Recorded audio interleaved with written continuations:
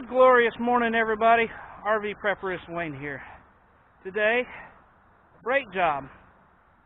Now this is going to be a fun one because he's had numerous places refuse to do the brake job, and he has to have it done. He's got cracked rotors, and I'll show you. He drove like 400 miles to get here just to have me work on it.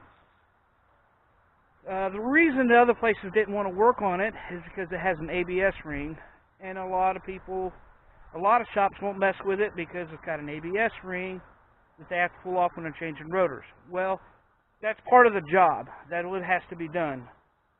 But I got no problem doing it. It's something that has to be done. And this is a big, massive 31-footer. It is huge. But just because it's a big RV doesn't mean it's any different. It's on a van chassis just like most RVs, so it's like everything else. I'm going to be doing the front brakes on here, and then the rear brakes, there's an issue with finding the correct drums. There's two different drums, two different sizes of shoes as this needs also. So we'll have to figure out which one's which once we get the rear done. But first, we're going to get to the front. And I'll try to show you through the little hole, see if you can see the crack. But you'll definitely see it when I get it off.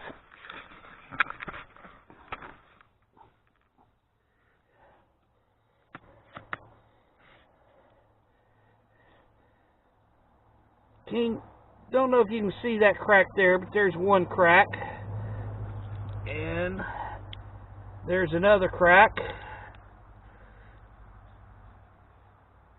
and that's another crack, but I'll show you better here in a minute. Yeah, that's dangerous. If you had to slam on the brakes, they can get hot and the rotors would explode, and then he's got no brakes. Can't have that in an RV. Absolutely not. So let's get everything off and get to getting everything done here. Okay, let me show you some cracks here.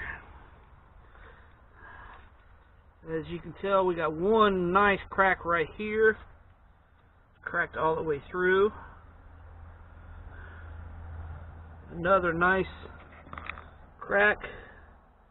It might be kind of hard to show up on camera, but a nice crack that's there. Yeah, I can block the light, you can see that crack. There's another one all across here. And there's one more. It's all across there. So yeah, it's definitely all cracked. It's got to be replaced. So, okay, to pull the assembly off, first thing you got to do is remove the brake caliper and brake shoes out of the way. There's I believe it's an 18mm bolt that's here on the back side that comes off. You pull the sliders out. You move the caliper out of the way.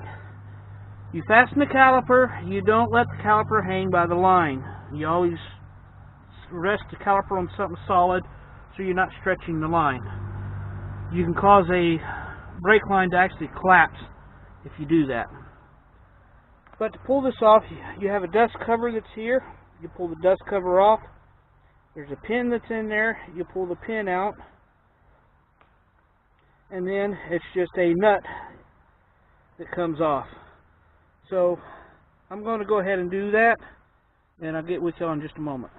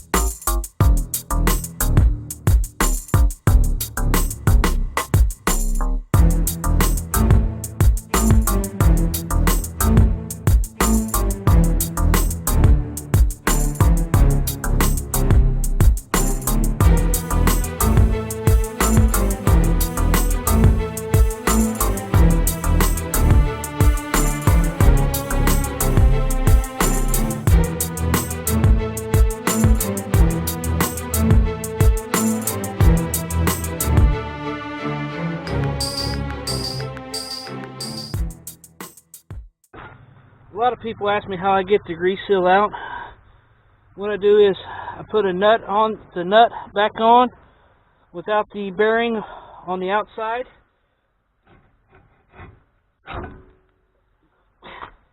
And I pull, and what that does, that catches the bearing and the seal, so I don't mess up the seal when I'm heating the ring up.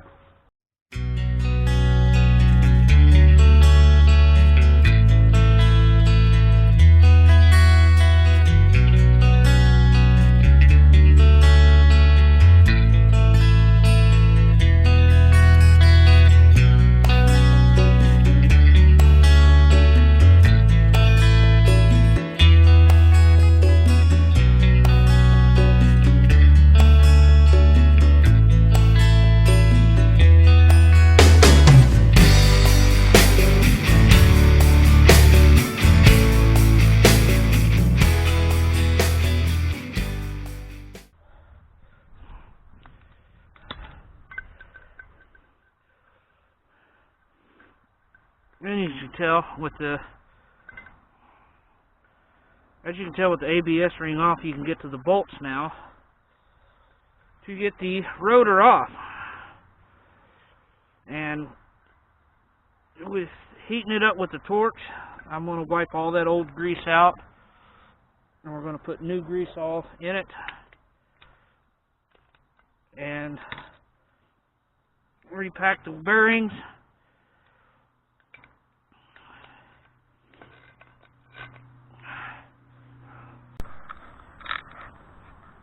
Okay, I know I missed a few things to show y'all. Last time I was with y'all seen where I was working on getting that ABS ring off. Well, I had to go to a bigger torch because that little one just wasn't cutting it. But needless to say, I got it off. We went ahead and put a new race in here as well. And we got new wheel bearings that we're going to put in here. But the rotor was just bolted in. I'll kind of show you here in a minute as I put the new rotor on, which is the reverse of pulling the old one off. So give me just a second and I'll show you what how we're doing this. Okay, I have everything cleaned up. All the old grease cleaned out of it. All the dirt out of the holes here. And now, to put the new rotor on, simply slide it on and put your bolts in.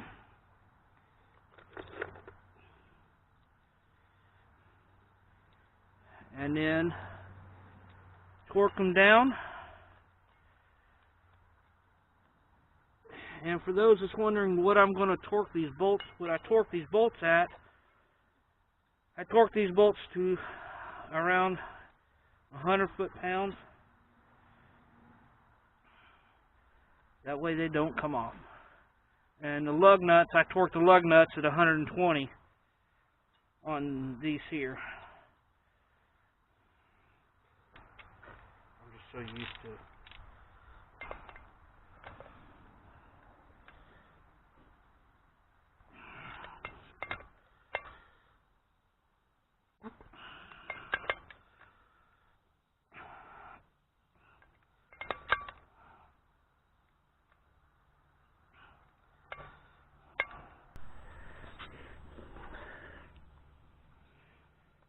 Okay, I'm putting new bearings in, and new bearings do not have any grease. In my last brake job I did, when I packed wheel bearings, I was asked why I didn't show how to pack the wheel bearings. Well, as you can tell, I got gloves on, so that means it's going to get dirty. So I'm going to kind of show you how I pack the wheel bearings. And for those wondering what grease I'm using the Valvoline synthetic blend. It's good for wheel bearings and everything else, and that's what I'm using to pack the wheel bearings. The grease that was in here was a white moly lithium type grease and the red regular general purpose grease. I don't mix greases. You don't mix two different types of grease, and that's why I just use just one. This is what I packed all my wheel bearings with, and that's what I continue using. But show you how I do it here. Basically, I get me a big blob here and stick it on my hand. What I'm doing is taking the bearing and kind of pressing it into the grease a little at a time. And what that does is that presses the grease up through the holes here. And once I start seeing it up in here, then I move to a different spot. Just like, okay, you can start seeing the grease coming out the top. And then I'll just slide over and just do the same thing. And basically pack all the grease in there.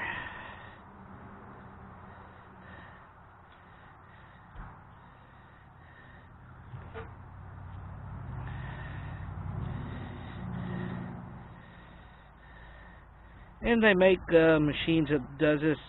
You just put the bearing in, you squeeze the thing, and it packs the wheel bearing. But I don't have one of them, so I do it the tried and true method that has lasted and worked for years and years and years, just like this. You don't have to have all the special fancy things that they come up with nowadays to do simple stuff like this.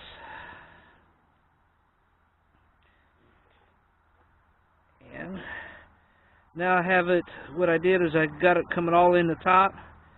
I'm going to flip it over and I kind of press it in, and I'll see it kind of come out the top side. That way I know I got grease in all of it there.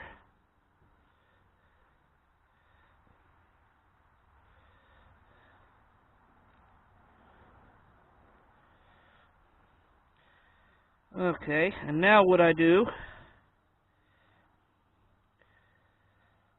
rub grease all on the outside of it.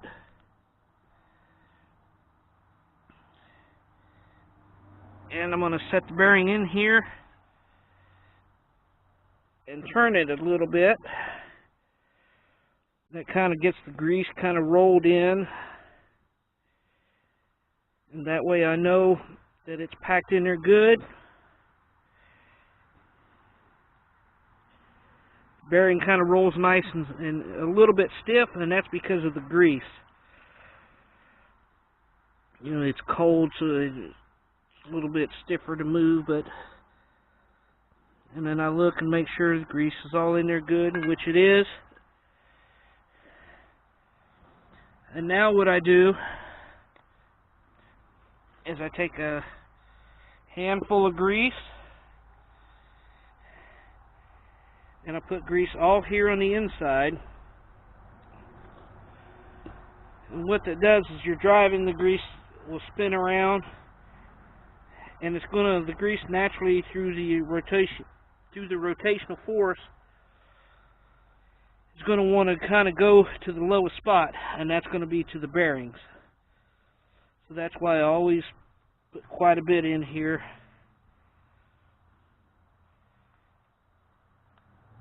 I put it on the front side and the back side, which this is the back side.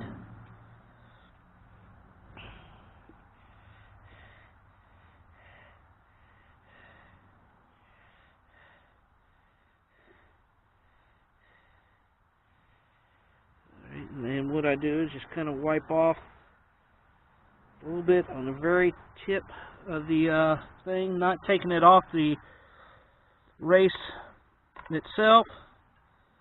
Put the bearing in, and there it is. And I have just a little bit more in there, that way got plenty of grease, so when he starts driving it, it's got grease. It's all taken care of.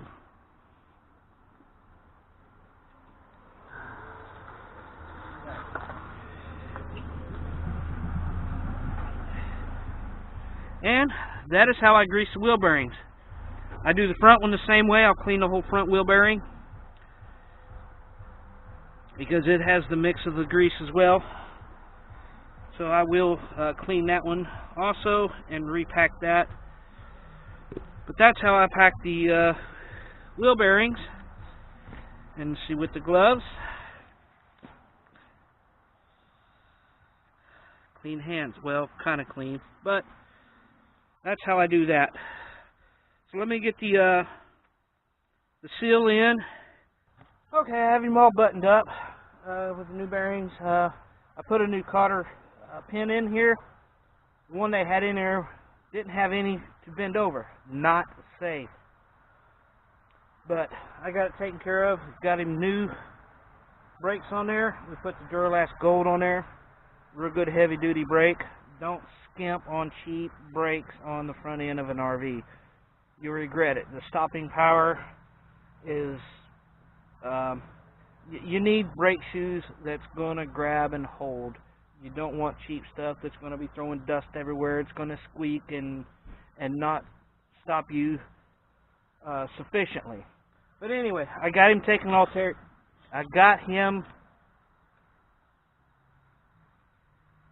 But now we have him all taken care of. I got to put the wheel back on. I'm going to show you. As you can see, it's all put back together. ABS rings are back on and everything.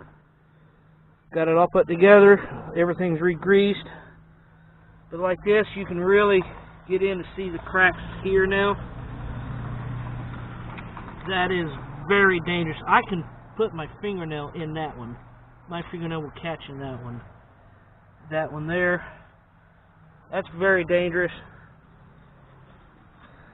But we got him all taken care of, so he'll be all happy to be able to stop. What we're going to do is get the wheel put on, take it for a little drive so I can get the brakes seated in. We'll be good to go then. And with that being said, this portion of this job is done. I'll be doing the rear brakes here in a couple weeks. Like I said, he's got prior engagements. He's getting new windows put in, so he's got to make that. So what we'll do is when he gets back, that's when we're going to take care of the rear brakes, and we're going to be doing the solar. That's going to be 2 separate videos on that.